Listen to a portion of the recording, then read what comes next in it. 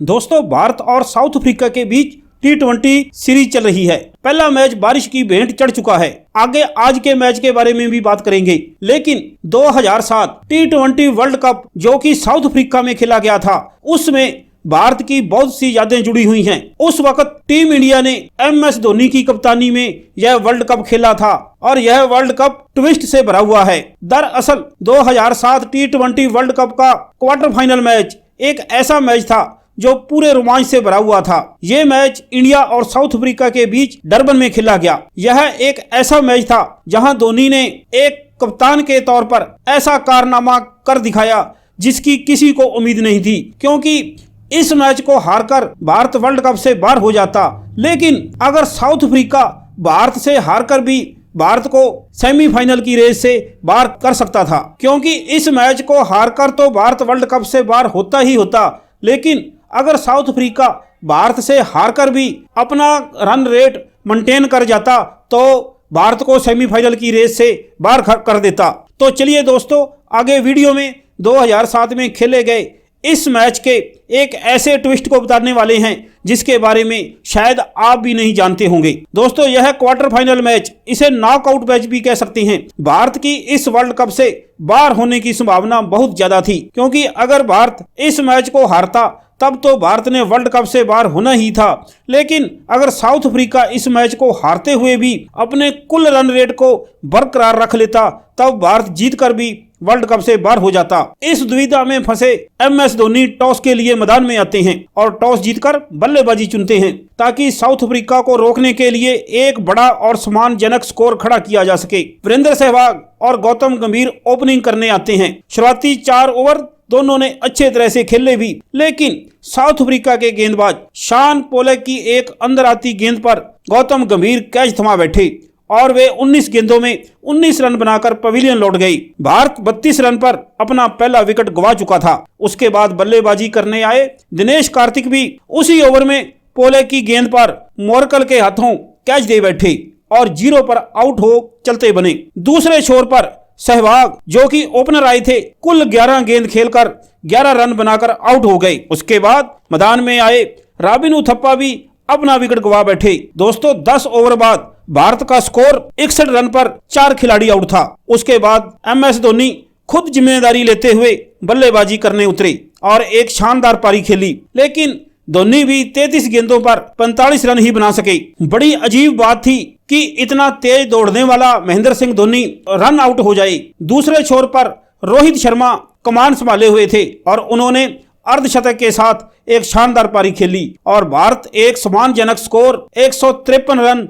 5 wicket के नुकसान पर बना पाया, जिसे उस वक्त के हिसाब से एक एवरेज स्कोर कहा जाएगा। लेकिन धोनी को अपने ऊपर पूरा विश्वास था कि वे भारत को जीत दिलाकर ही दम लेंगे। दूसरी तरफ साउथ अफ्रीका जीत की तलाश में नहीं थी। उसे तो बस अपना रन रेट मेंटेन करना था, चाहे वो हार ही जाए, क्योंकि अगर साउथ अफ्रीका का रन रेट भारत से ज्यादा हो जाता तो साउथ अफ्रीका हारकर भी सेमीफाइनल में पहुंच जाता। धोनी ने शानदार कप्तानी करते हुए गेंदबाजी में दूसरा ओवर RP सिंह को दे दिया। भारतीय फैंस हैरान थे कि मीडियम फास्टर बॉलर कहीं साउथ अफ्रीका को पूरी लय ही प्रदान ना कर दे, लेकिन धोनी की रणनीति काम कर गई और RP सिंह ने दूसरी ही गेंद पर हर्षल गिब्स को LBW आउट कर दिया। गिब्स केवल 1 रन बनाकर पवेलियन लौट गए। इसी ओवर में RP सिंह ने ग्रीम स्मिथ को भी केवल 4 रनों पर कार्तिक के हाथों कैच आउट करा दिया और अपनी दूसरी सफलता हासिल की। साउथ अफ्रीका मात्र 12 रन पर 2 विकेट खो चुकी थी।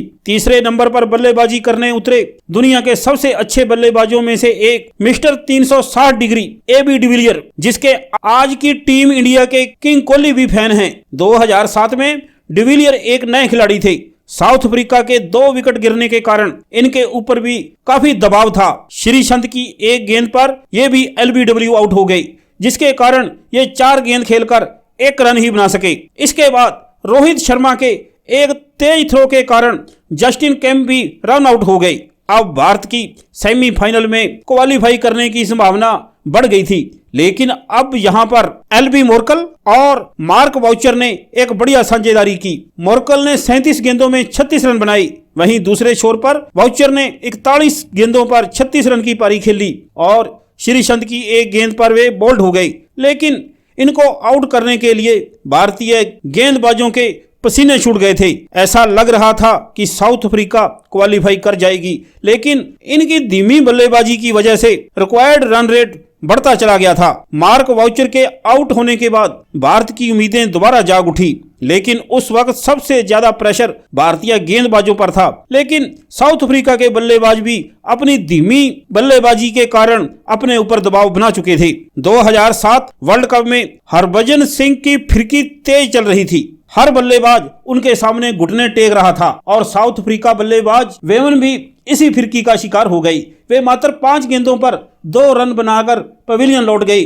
भारतीयों की जान में जान आ चुकी थी, क्योंकि आगे जिन्होंने बल्लेबाजी करने आना था वे सब बॉलर थे और अब तक साउथ अफ्रीका केवल 103 रन ही बना पाई थी और उसके 7 खिलाड़ी आउट हो चुके थे। साउथ अफ्रीका की पारी का 18वां ओवर शुरू हो चुका था। अब साउथ अफ्रीका को चिंता सता रही थी कि जिस तरह की बल्लेबाजी उन्होंने की है उससे अब मैच जीतना तो दूर, कुल रन रेट को ही बरकरार रखना मुश्किल हो जाएगा और वे वर्ल्ड कप 2007 की सेमीफाइनल की रेस से बाहर हो जाएंगे। इसी कश्मकश के कारण मोर्कल भी आउट हो जाते हैं और मैच साउथ अफ्रीका के हाथों से लगभग फिसलता जा रहा था। लेकिन साउथ अफ्रीका के लिए एक उम्मीद की किरण बाकी थी कि अभी भी 1 ओवर बाकी था जिसमें वे जीत तो नहीं सकते थे, लेकिन अपनी कुल रन रेट को भारत से ज्यादा रख सकते थे। साउथ अफ्रीका को क्वालिफाई करने के लिए अंतिम ओवर में 13 रन बनाने थे। वैसे मैच जीतने के लिए साउथ अफ्रीका को 40 रन की जरूरत थी, लेकिन अंतिम ओवर में हरभजन सिंह की फिरकी के आगे 13 रन भी पहाड़ बन गई। हरभजन ने शुरुआती 4 गेंदों में बिना कोई रन दिए 1 विकेट हासिल कर लिया था, जिसके बाद साउथ अफ्रीका को बाकी बची 2 गेंदों पर 13 रन बनाने थे, लेकिन 5वीं गेंद पर भी साउथ अफ्रीका के बल्लेबाज बीट हो गई। साउथ अफ्रीका की रही सही उम्मीदें धाराशायी हो गई थी। आखिरी गेंद पर केवल 1 चौका लगा, जिसके चलते भारत ने साउथ अफ्रीका को 37 रन से हरा दिया और सेमीफाइनल के लिए क्वालिफाई कर लिया। उसके बाद सेमीफाइनल ही नहीं, वर्ल्ड कप का फाइनल भी MS धोनी की कप्तानी में भारत ने अपने नाम किया। आज भी भारत और साउथ अफ्रीका मैच एक यादगार मैच के रूप में देखा जाता है। उम्मीद है दोस्तों हमारी ये कोशिश आपको पसंद आई होगी।